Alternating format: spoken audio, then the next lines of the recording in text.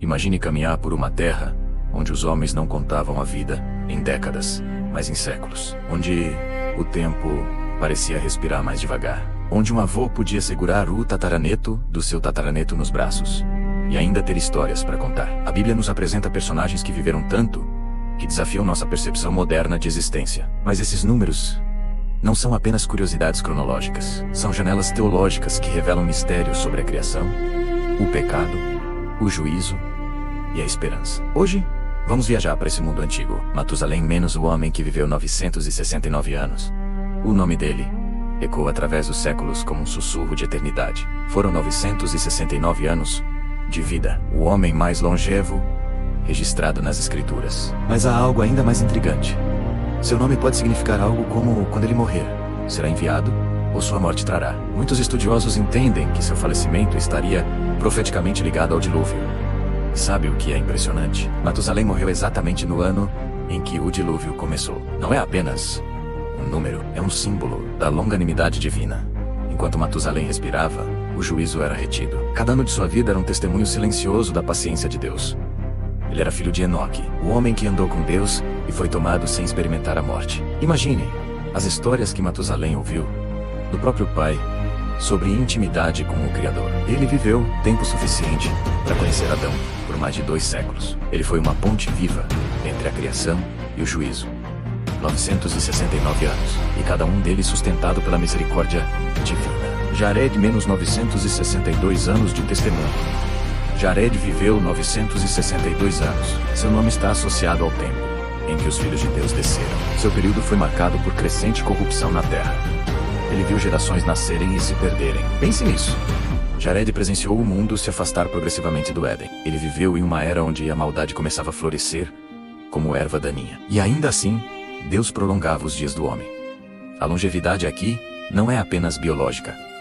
Menos é teológica. É a expressão da graça divina no mundo que já caminhava para o juízo. Noé menos 950 anos, entre a promessa e o dilúvio. Noé viveu 950 anos, mas sua história é diferente. Ele não apenas assistiu à história, menos ele foi instrumento dela. Durante cerca de 120 anos, construiu a arca, enquanto o mundo zombava. Imagine a cena.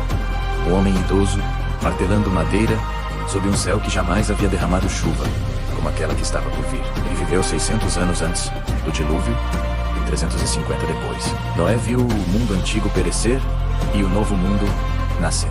Ele testemunhou o juízo e a aliança simbolizada pelo arco-íris. Sua longa vida carrega um peso espiritual. A justiça que salva, em meio à corrupção generalizada. Adão menos 930 anos, entre o Éden e a queda. Adão viveu 930 anos. Ele não foi apenas o primeiro homem, menos foi o primeiro a experimentar a morte prometida. Ele caminhou no Éden. Ele ouviu a voz de Deus no frescor do dia. Ele viu a perfeição. E depois viu a dor. Viu o primeiro assassinato. Enterrou seu próprio filho. Seus 930 anos não foram apenas longos. Foram profundamente marcados pelo contraste entre glória e consequência. A longevidade de Adão é um testemunho da vitalidade original da criação. O pecado entrou, mas a sentença foi sendo progressivamente manifestada. A morte passou a reinar, mas lentamente. O declínio da longevidade, um sinal teológico. Após o dilúvio, algo muda drasticamente. As idades começam a diminuir, geração após geração. A humanidade, agora marcada pelo juízo e pelas novas condições da Terra, já não alcança quase 1000 anos. Até que, séculos depois, lemos em Salmos que a vida do homem é de 70 a 80 anos. A queda não foi apenas moral, foi também biológica. A longa vida dos patriarcas prediluvianos revela a força da criação original. A paciência divina antes do juízo, a progressiva deterioração causada pelo pecado e a urgência da redenção, muito mais que números. Esses homens não são mitos inseridos numa genealogia antiga, são marcos teológicos. Cada século vivido por eles aponta para uma verdade maior. Deus sustenta a vida, Deus julga o pecado, mas Deus também oferece graça antes do juízo. E aqui está o detalhe mais poderoso. Mesmo vivendo quase 1000 anos, todos eles morreram. A longevidade não venceu a mortalidade, mas a história bíblica não termina na morte. Ela aponta para aquele que pisaria na cabeça da serpente, para aquele que venceria a morte não vivendo mais séculos, menos mas ressuscitando. E assim Os séculos de Matusalém sussurram para nós uma pergunta. Se eles viveram tanto, o que estamos fazendo com os nossos poucos anos? A eternidade continua sendo o verdadeiro horizonte. Se essa história mexeu com você, se abriu sua visão sobre a profundidade da Bíblia e a paciência de Deus ao longo dos séculos, já deixa o seu like agora.